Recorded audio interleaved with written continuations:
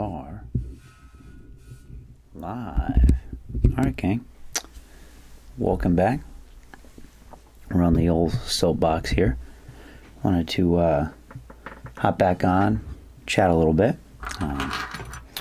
Where are we at here? It's recording on a Saturday, early morning, before the house gets up, getting in after it. So, appreciate the feedback. It was cool. I was able to run those cool like Spotify things, and it's cool that how many people have listened and how many episodes I've recorded. And again, always every time I do this, I hope that I can reach a handful of people. So for those of you that reach out, to send me a note, the text or an email, I do appreciate that. So thank you in advance for the feedback, and thank you for supporting all along, and plan on keeping it going as long as I can. So it fires me up. Now, today I want to talk about something that I think is relatively, maybe it's a hot button topic, but I don't think it's necessarily has to be, but it's more or less has to do with hard work, ownership, skills, and work ethic. And there's a difference between all of them. And I want to discuss that. And again, I always like to say, by no means am I an expert in any field that I talk about. I mean, I always feel like I'm just talking about how I feel about certain things, from experiences, so on and so forth. So, and the reason why I want to talk about this is because I think a lot of us get really confused at all of those and kind of lump them into one bucket. And certainly where there's low hanging fruit as well. And what I mean by that is like work ethic, right? So like hard work ethic type of deal. Let's start with that. And this is something that I've talked about, that I'm a huge fan of, that, I think that the most important attribute people can have is have this notion of an unrelenting work ethic and working hard and hard work. And that's where results come from, drawing the parallels from fitness to life and those types of things. And that's something that it's learned, it's habitual, it's really not innate, right? No, and what I mean by that is, no one is born with this work ethic.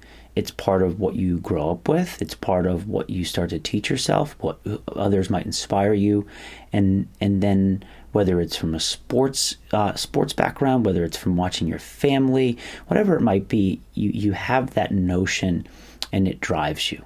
Okay. And I don't know anyone that wouldn't say that someone that works hard, that has a good work ethic, isn't a good thing.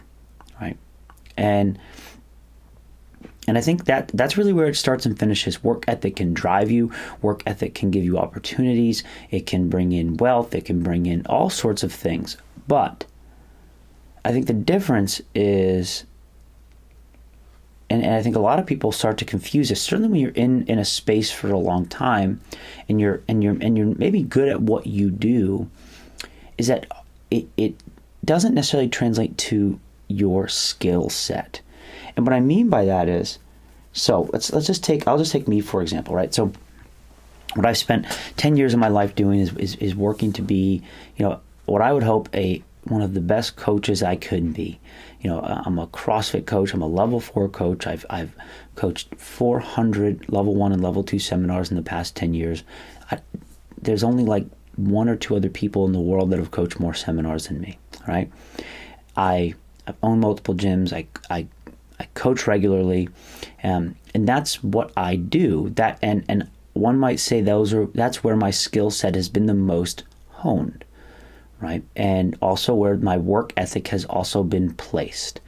And so, yes, I'm skilled as a coach. I have those skills. I also have learned other skills along the way, tangential skills that aren't necessarily, that aren't going to make me a better teacher, seer, or corrector, but things that I've had to have learned, from owning a business, from managing a team of 8 people, to traveling the world, whatever it might be. You learn these skills, and some of those skills I've refined a little more than others. But and it's a toxic thing to fall into the trap that, well, just because I work hard, just because I'm skilled in X area means that I'm skilled in other areas. Therefore, you should listen to me about this. And I think that's something that I think a lot of people, and maybe it's in the CrossFit space, like business is a good example, right? Like, so yes, I know things about business, but by no means am I the best businessman. Yes, I can manage a P&L. Yes, I can make a business plan. Yes, I work for a corporation, so my skills are probably higher than those that don't. But that's, by no means do I have the same level of skill set that I do, in coaching, just because of the time and attention and things like that. And it doesn't mean that I can't be respected in that field. It doesn't, whatever it might be, but I do need to know what my scope is, and where does hard work and work ethic end, and where does my skill set begin.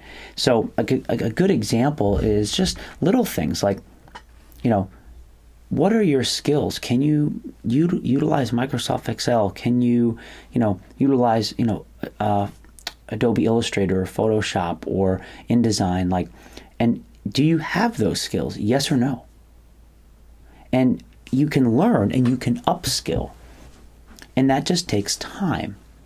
And the reason why I bring this up is I do think it's important for us to have humility. And I think sometimes, and I do think we're talking about two different types of people, right? Some people sometimes need to urge themselves to go after things. But like, listen, like you have this skill set, or at least you might do. So you might have to try this.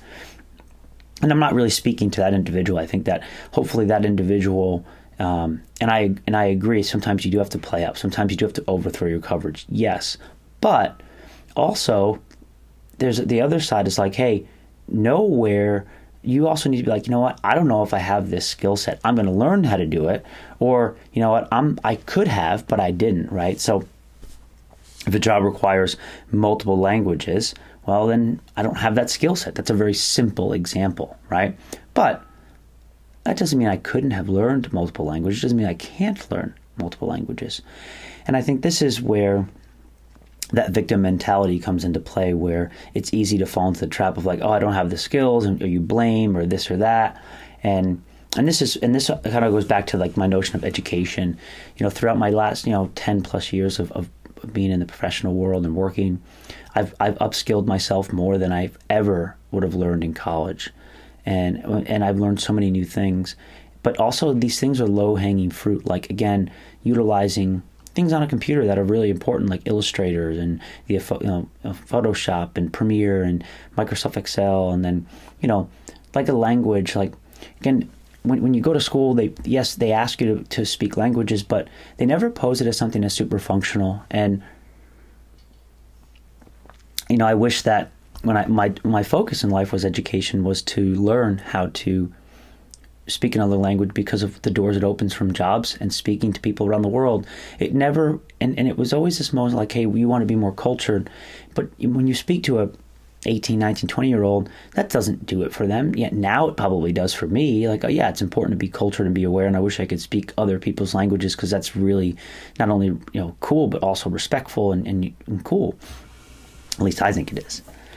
So you can go down that path too. So but you can still learn this stuff, and you can, I didn't go to school for business, but I've had to upskill myself on all of things business. So again, these are things that as an adult, as you start to get through life, I do think that you need to kind of know where your skill sets start, where they finish, where work ethic matters, but also where work ethic doesn't matter, right? It's like, and the reason why I say this, I think it's been easy for me to fall into the trap of saying, well, just like being a yes man, right? And I've talked about this in my previous podcasts, of like just always saying yes to things.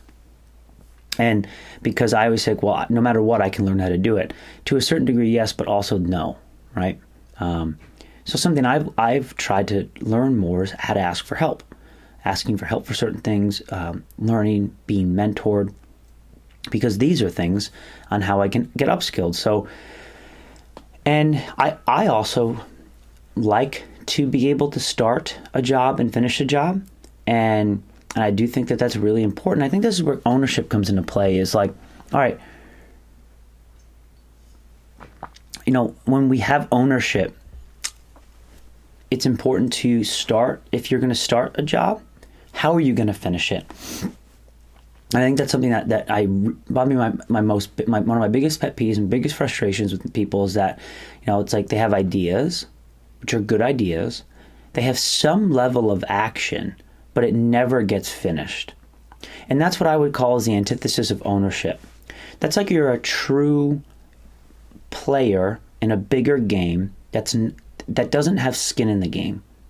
And I see this a lot. And so the challenge is, as a leader, is how do we empower our other leaders that we work with, our employees, our people, whomever it might be, to have that. And it's really, really challenging. But I do think it actually goes back to skill sets. Like, so does it fall back on the leadership, the ownership, or the team?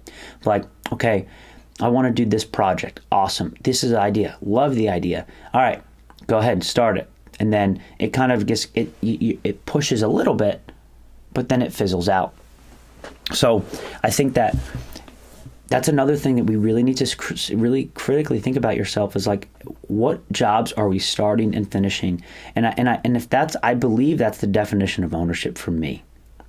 Is ownership is from the idea creation to the implementation, all the way to the finalization of that project.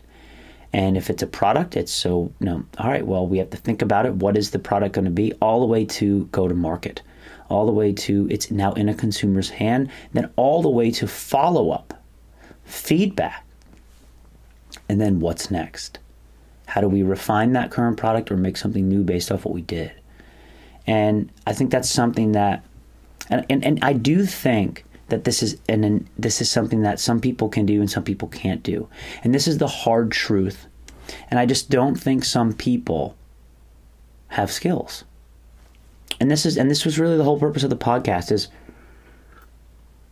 I think that sometimes we are too nice to people. I think sometimes we are not honest with ourselves. And this goes back to if you guys read the book Principles by Ray Dalio, he really does talk a lot about this. It's probably why one of my favorite aspects of that whole book is that, and this is why, like working with your friends, which I'm very guilty of, and things like that, are really, really hard, because at some point you have to have the honest conversation of like, you're not the right person for this job.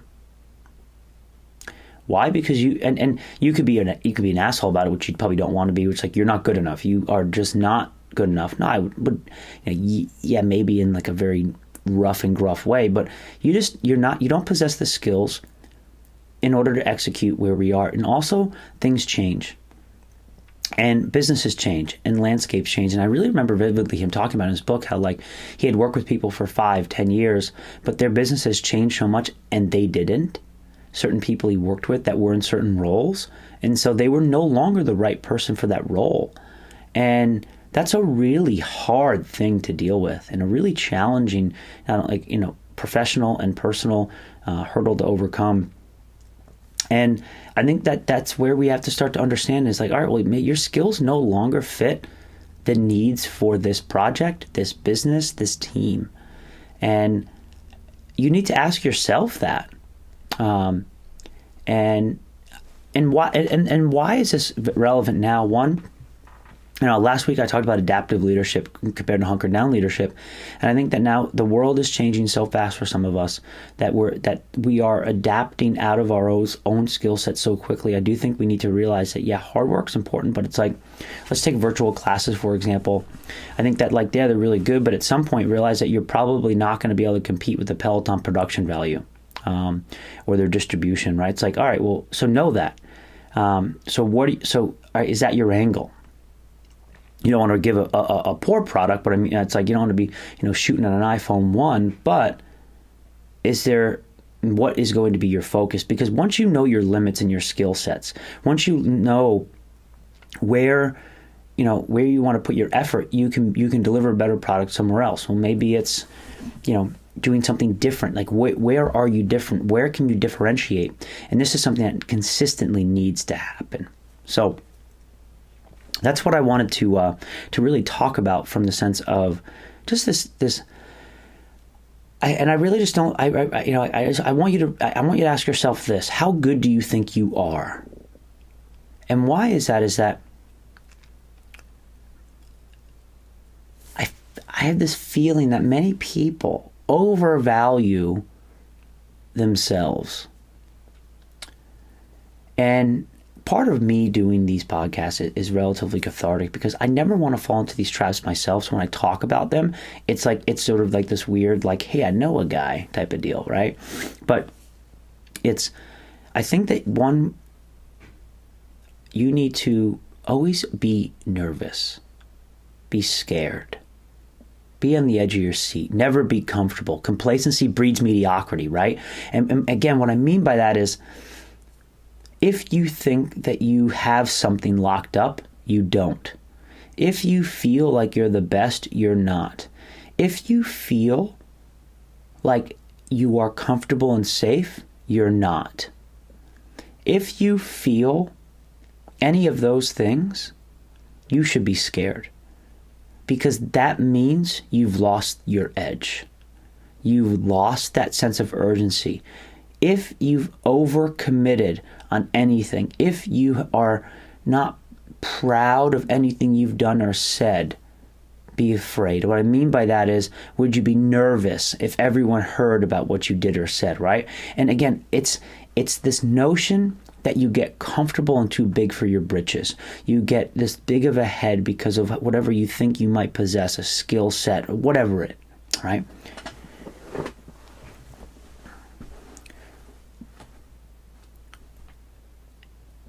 And I get it.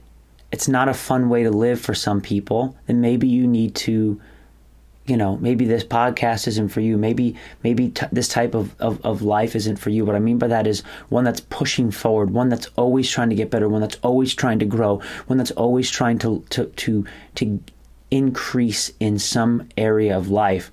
Because that's exhausting. It is. Trust me. But it's also amazing. And I love it. I love it. It should be something where the first thing you do when you wake up is think about whatever your tasks are, and you're insatiable throughout the day to attack them, and you're doing them all night. And again, I'm going to tell you this, okay? If this notion of work-life balance, I just don't get it, okay? Because if you want to be great at something, if you want to upskill yourself on anything, you cannot stop. Now, if you're like, well, that's not for me. Well, great. That's okay. There's a lot of different avenues you can go down. It's like, well, then I always feel like, well, this person does this person does that. Like, gosh, when you hear about someone that's, successful at the very top, I wouldn't worry about what their daily routine looks like because you ain't there yet, right? And I always think it's like everyone's like, oh, like look at, this person reads 4 hours a day and meditates at blah, blah, blah, blah. It's like, yeah, great. But what do you think they were doing when they were, 22, 25, 35 years old? Like, just you got to grind. And not only that, it's got to be all of the time. You got to get out of this realm like, I've earned this break. I've earned this. It's like, you've earned nothing. Now, you can do whatever you want. That's the beauty of it. But if you want to be the best, then you have to almost feel like you're never the best, that your skills are never good enough. You're never working hard enough. And again, you have to be driven by that. If you're not driven by that, then you need to get out. And if you're with people that aren't like that and that's what you want, you need to tell them. Again, that communication is important, and that animosity can be toxic. It's a tough concept to fully understand. It's a tough lifestyle if you're not into it. For me, it's almost like I don't want to do anything else. I love it. I truly do. So with that said, it's easy to wake up at 4:30. It's easy to work from the minute I wake up to when I go to bed. It's easy to do that because I have things that I need to do, that I want to do, and I'm never satisfied. I'm happy. I get excited.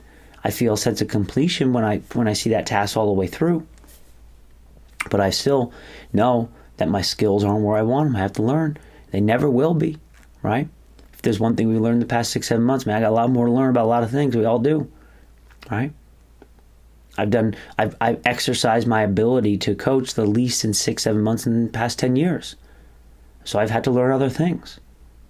I love to teach, see, and correct. I love to get people better, but I haven't been able to do it as much. Right? Doesn't mean I want to change what I'm doing, but I just need to be aware. Right? What's the next catalyst, impetus to this change? Who knows? But that's what I got for you. Came in hot a little bit. Ownership, work ethic, skills, hard work. Know the difference, the delineation between them all, and know who you are. We'll see you next week.